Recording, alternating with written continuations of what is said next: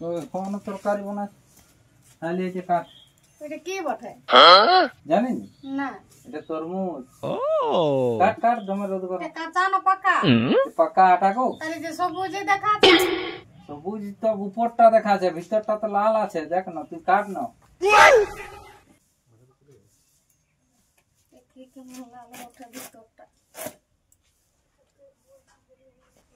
একদিনের পর আমার মুখ জানিয়েছে খাইয়ে এলি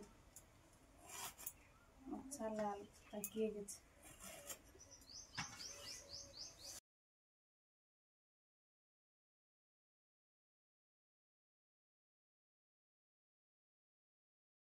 A few moments later. এগো কই বানানা হলো ই সারা সব খাইয়ে পুরালিস না কি কও ওইটা তরমুজ বললাম ওইটা ফলটার নাম তরমুজ তুমি অবাক লোক বঠিস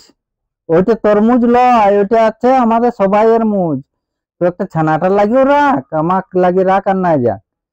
অবাক লোক তোর কিছু আটা দেখে নাই গোটাটাই খাইয়ে দিচ্ছে ভঙ্গি মুজ খায়